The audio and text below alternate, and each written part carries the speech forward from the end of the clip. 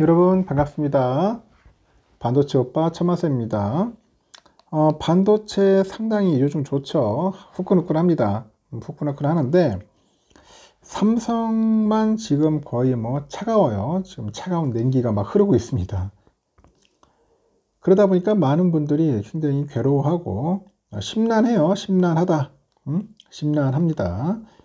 어떻게 하면은 잘 버틸 수 있을까? 이 어려운 시기, 이 고비를 잘 극복을 해야 돼요. 극복을 안 하면은 여러분 아시다시피 그냥 골로 가는 거죠 또. 하여튼 여러분 삼성도 좋아하시는 분들 나중에 꼭 한박 웃음 가졌으면 좋겠어요. 한박 웃음 한번 웃고 기쁜 마음으로 졸업했으면 좋겠습니다. 졸업해야죠. 졸업해야 하는데 참 졸업하기 힘드네요. 생각하는 만큼. 저도 삼성 투자를 하지만은 이렇게까지 참 정신적으로 힘든 것도 처음인 것 같습니다. 보통 3년 정도 지나면 좋을 때가 됐는데 도대체 이 지경까지 다시 또 간다는 게 생각지도 못했어요. 이 H밴 문제 가지고 이렇게 어렵게 보내는 적은 또 없었을 텐데 예전에 이건희 회장이 있었으면 이건 뭐 계속 그냥 스탄대로 갔을 텐데 이상하게 이재용 회장은 좀 그런 것 같아. 좀 약간 좀 부족해. 2% 부족한 건지 20% 부족한 건지 너무 부족해요. 그러니까 요즘 주주들이 다 욕하고 난리죠. 좀 예전에 그 깜빵에 있을 때보다 나왔으면 더 잘 돼야 할 건데 이상하게 안 풀립니다. 계속 주가 빠지고. 그리고 경영진들이 좀 정신 좀 바짝 차리고 해야 돼. 하이닉스 보세요. 지금 출동살동 해가지고 H밴 효과 확실하게 누리잖아. 그랬더니 예전에 뭐 7만 닉스까지 갔던 게 벌써 20만 돌파를 했어요. 삼성은 뭐야 도대체. 8만원도 지금 못 버티고 계속 후퇴하고 있으니까. 임원들이 잘 해야 돼요. 방향을 잘 잡고 전략도 잘 짜야죠. 어리버리 하다 보니 결국 이 모양 이 꼴이 되지 않았냐. 참 힘든 시기를 보내는 겁니다. 뭐 다른 건 잘하더라도 이럴 때 H밴 올라타야죠. 같이 올라타서 제대로 된 수익을 남긴다는 겁니다. 요즘 또 보니까 K반도체 사활이 걸린 용인 반도체 그 클러스터의 경쟁력은 또 이 전기 확보에 달려있다네. 전기. 참 전문가들이 그런 이야기를 합니다. 이 막대한 규모의 전기를 사용하는 반도체 생산 시설의 특성상 이 전기 공급하고 관련된 비용은 이 반도체 기업들의 제품 경쟁력과 직결되는 그런 문제라고 합니다.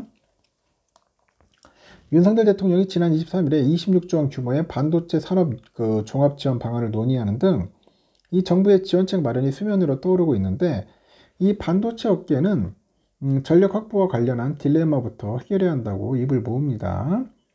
한국전력에 따르니까 지난해 1kW 시당 산업용 전기 판매 단가가 153.7원, 20년은 107.9원이었는데 그 이후로 연평균 상승률이 12.5%에 달한다고 하네요. 삼성의 지속가능 경영보고서 보면은 삼성전자 국내 사업장의 전력 사용량은 22년에는 28,316GWh였어요. 이 가운데 대부분을 반도체 생산 시설이 사용한다는 것이 업계의 설명이고 삼성의 전력 사용량은 2020년 22,916GWh, 21년은 25,767이죠. 하여튼 연평균 사용량 증가율이 11.2% 정도 됐다. 그렇게 보시면 됩니다. 삼성의 전력 사용량을 산업용 전기 판매 단가로 단순 계산을 해보니까 삼성이 지불하는 연간 전기료 지출액이 엄청나요. 20년에는 2조 4,730억입니다. 21년은 2조 7,180억, 22년 3조 3,610억 정도 돼요.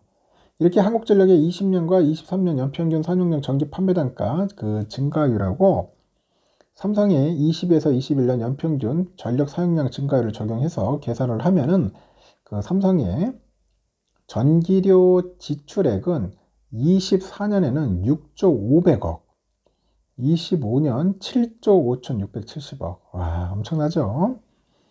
26년 9조 4,640원까지 늘어나게 된다. 이렇게 전기료는요, 이 계절하고 사용량 등에 따라서 다르게 적용이 돼서 이 정확한 시뮬레이션은 어려워요. 어렵지만은 현재까지의 증가세를 그대로 적용해서 추산하면은 수년 내에 전기료 지출액이 10조 원대에 달할 수 있다, 그런 이야기입니다.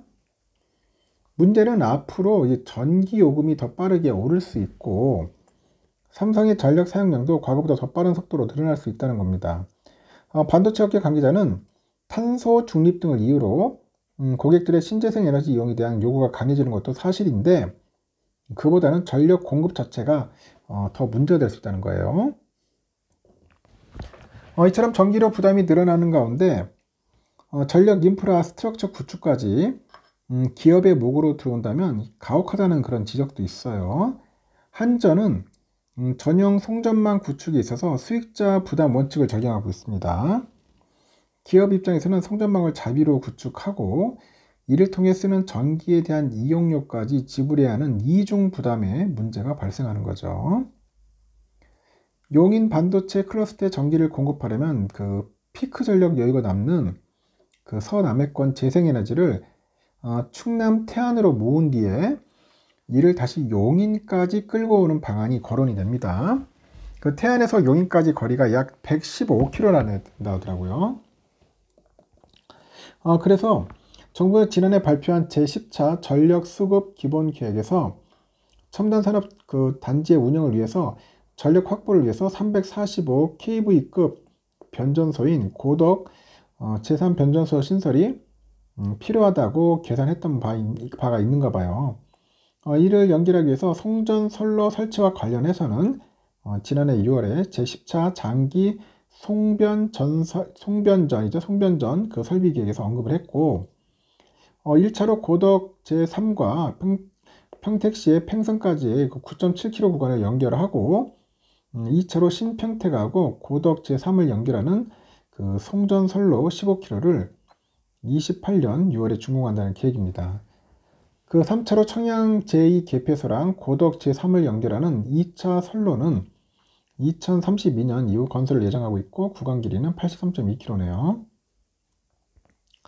그 삼성전자는요, 평택 캠퍼스 가동 과정에서 고덕에서 서안선까지 23km의 그 거리의 송전망을 구축했던 바 있어요. 이를 위해서 삼성이 부담한 금액은 4천억 정도 달하는데 태안에서 용인 반도체 클러스터로 송전망을 구축하는 비용은 2조 원대 달할 수 있겠죠. 이뿐만 아니라 송전선로 건설 과정에서 발생하는 그 사회적 갈등 비용도 개별 기업이 해결하기는 벅찬 문제다. 과거에 삼성은 평택 캠퍼스는 그 주민들이 송전망 그 건설을 반대해서 문제를 해결하는데 5년이 소요됐다고 해요. 하이닉스의 용인 반도체 단지 구축 과정에서도 발생했던 용수 문제도 사회적인 비용을 증가시킨 대표적인 사례고요. 하이닉스는 용인 반도체 클러스터를 당초 22년부터 건설하려 했는데 용수 공급 인허가를 비롯해서 지역의 민원, 토지 보상 등의 여러 차례 발목을 잡히면서 차일피일 미뤘고 내년에 착공한다 해도 당초 계획보다 3년 가까이 늦어진 상태죠.